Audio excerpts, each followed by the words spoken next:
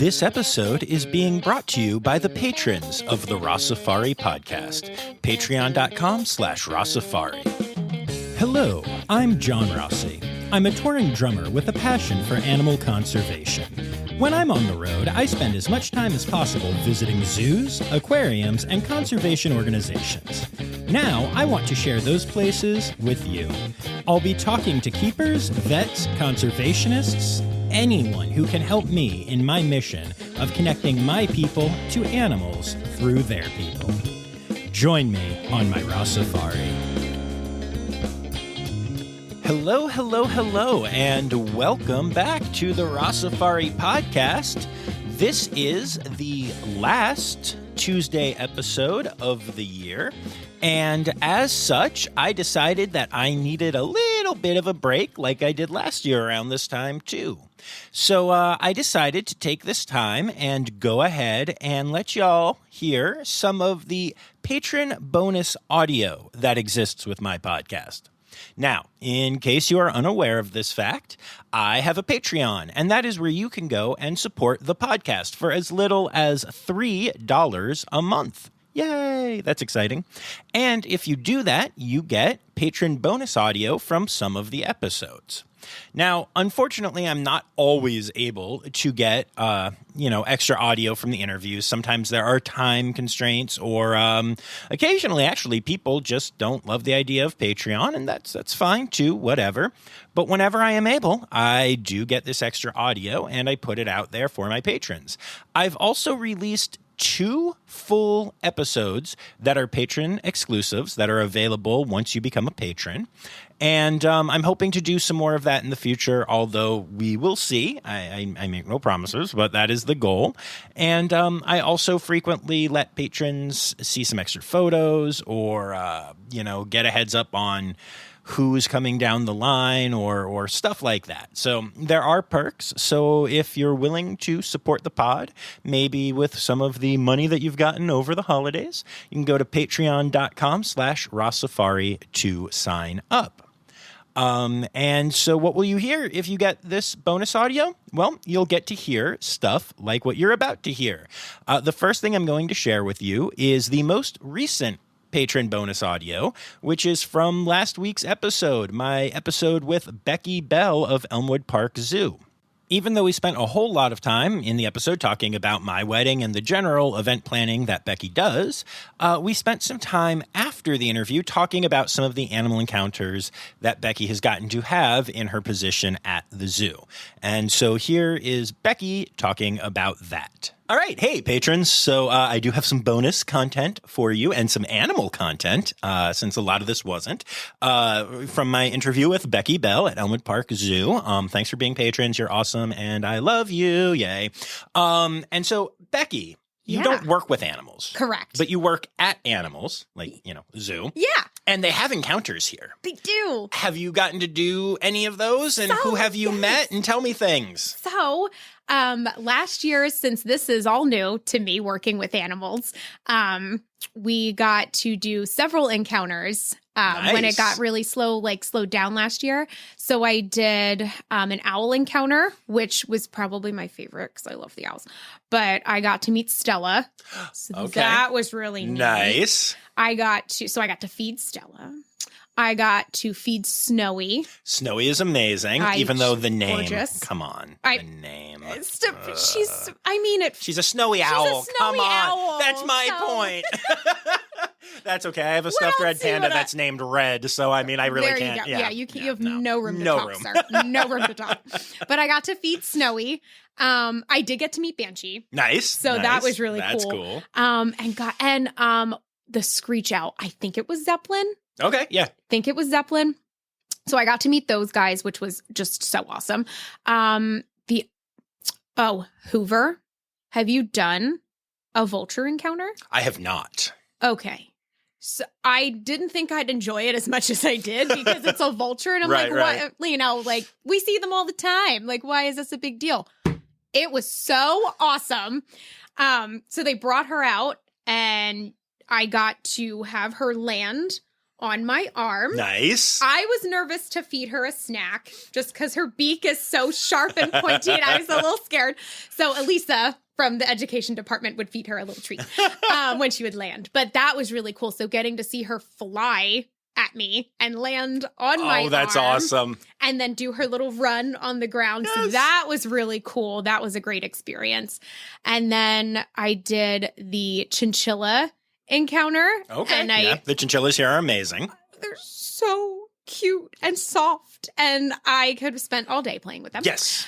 For sure. So I did that encounter. And then the rabbit. I got to sit in with the bunnies and I got to brush them and just feed them little treats. And it was just the coolest thing ever. So there's a couple more that I want to do. I would love to feed the otters. Yes. Yeah. I am waiting to do the hedgehog encounter. Oh, yeah. Hedgehogs are very cool. Some of my friends had them as pets, but I never like really saw them or got to see. Right. So having them here, I'm like, what are they? What do they do? Like, what's going on? So that was really like, I'm looking forward to doing that too. So, but yeah, I've had a couple of encounters. We got an armadillo. Mm-hmm. I don't know if I can really talk about this, but we got an armadillo and I got to sit in with the armadillo and have him run around and play with him. So that was cool too. Nice. Yeah. Armadillos are very cool. Yeah. And very personable and not like you would think maybe. Yeah, definitely. Yeah. That's awesome. Very cool. No chance to meet Slash yet? Slash the red panda? Not yet. Missing out. I'm waiting. I'm hoping within the next couple of months we're going to be shut down for construction. Mm-hmm. So excited, yes, not for shutting down, but excited for construction to happen. So that's exciting. So we're hoping that some of the keepers will be like, hey, the animals need some people interaction. And I am first in line for anything. I think I'm going to have to remind Michelle that I'm around too, because Michelle has hooked that up before. I don't know if you know this. I figure I told you this in the wedding planning, but Slash helped me propose. I didn't know Okay.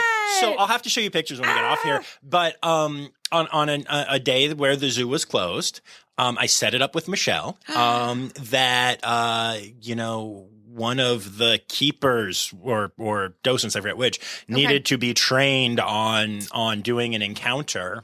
Oh, wow. And so we went in with Slash, and we've both hung out with Slash a couple of times. Okay. She's helped with like some of his medical care when, she was helping out here with vet stuff, just like learning and doing the thing. Yeah. And I've just been incredibly fortunate to get to go in with Slash a couple of times because people love me and I love red pandas. It works out. But I noticed the sweatshirt today. Yeah. Yes. But so, so we went in and totally just, normal, going, hanging out with Red Panda and feeding Slash. And then I got down on one knee and Zoe was feeding Slash. And I was like, hey, Slash wanted to help me ask you something. And she was like, huh? And just kept feeding Slash. And I'm sitting there holding a ring out. And by the way, again, totally on brand. This is the response I expected. Okay. I wish y'all could see Becky's face. She was frozen with her mouth open when I said that. But this was the exact response that I expected. Good. I was amazed that I remembered I had a ring when I was feeding Slash. Yeah. Okay. And so I was like, and so I proposed, and she went, what? And turned, and then was like, oh, and then said yes, and then shocked me by giving me a big hug and like not letting go. Okay. Because we were still with a red panda. And I mean, I know that we just got engaged, but like priorities, people. And so I will show you the pictures, but there's a series of pictures. The first of which is me holding out a ring and her paying no attention. Okay, perfect. Looking at Slash. The second is her hugging me fiercely and me hugging her back. And the third is her still hugging me keeping one arm around her, and slowly dropping my hand down to start feeding Slash again. Oh my God.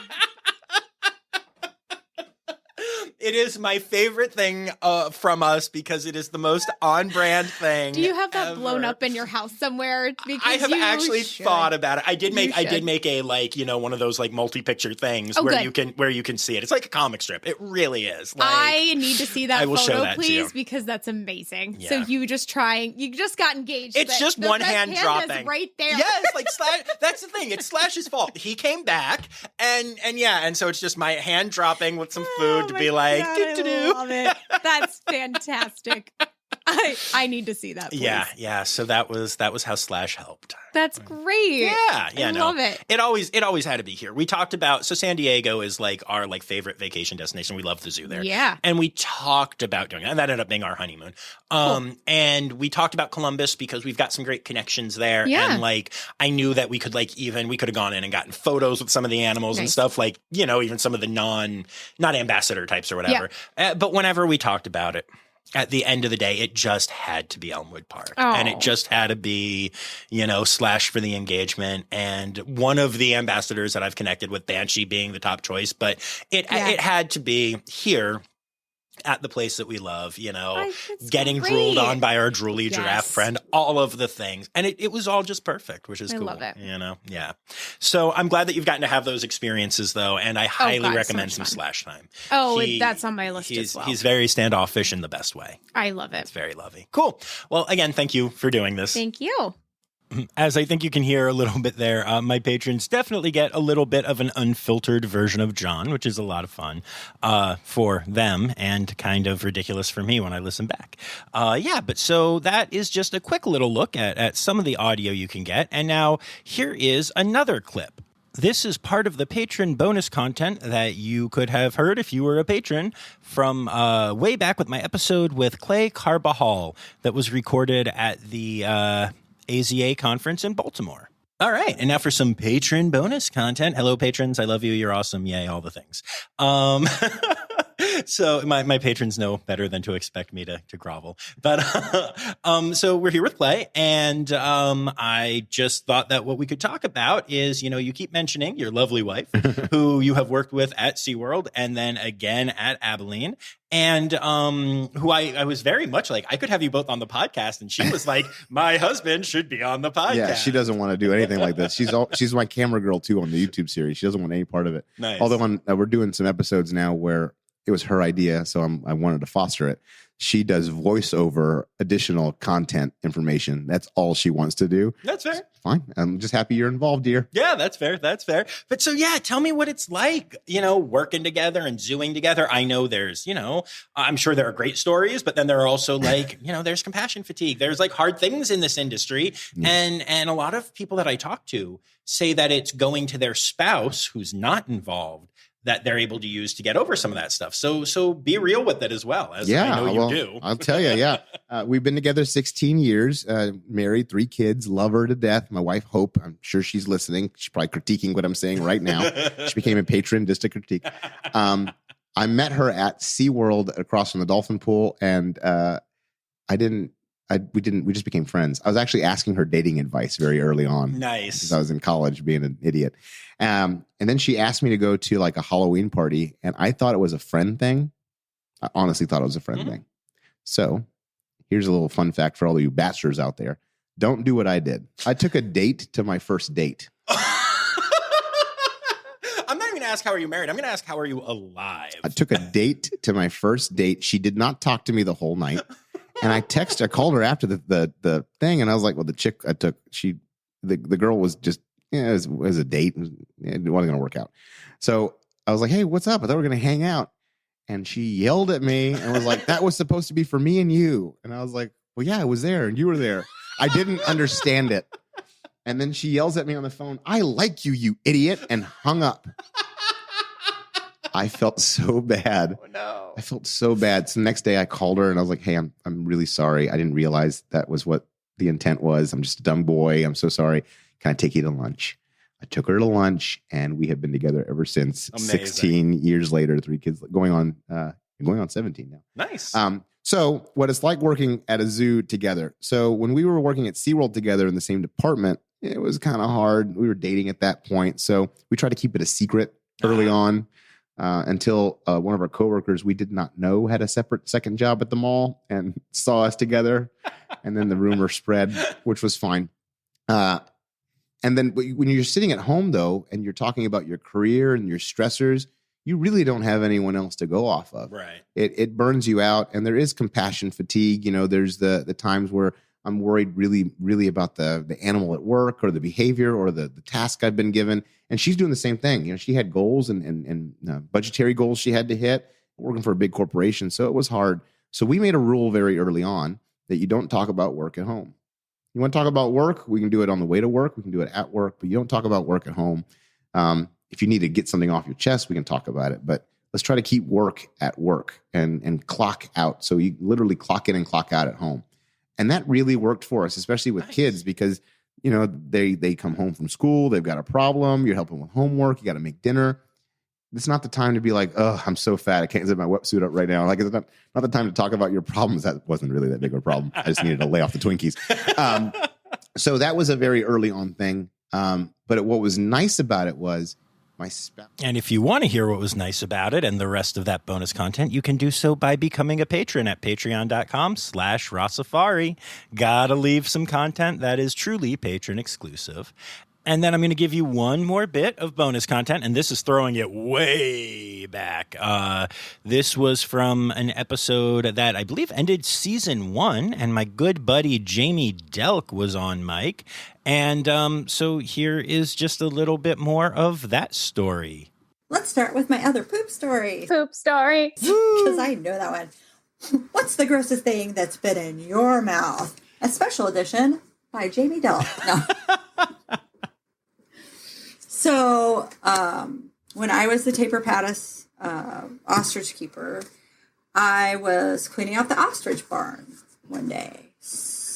And we have these, like, blue scoopers, and I filled that thing up with ostrich poop, and then I took it to the trash can, and I flung it over my shoulder, and right into the trash can with my face right in that, and my mouth wide open, and all that poop came splashing right back into my mouth. And that, my friends, is the grossest thing that I've had in my mouth.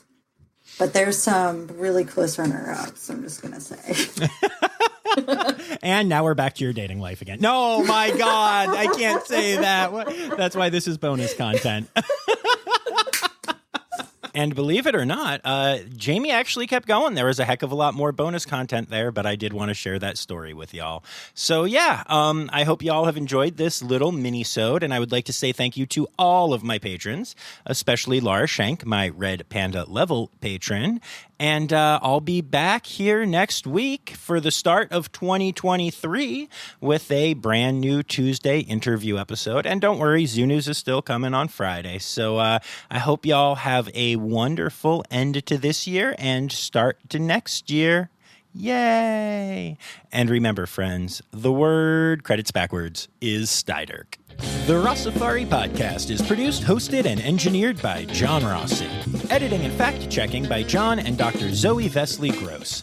Our theme song is Sevens by Nathan Burke, performed by Nathan and John. Interrupting John theme and additional voices by Taylor Isaac Gray. You can reach John directly on Instagram and Facebook at Rossifari or by email at rossifaripod@gmail.com.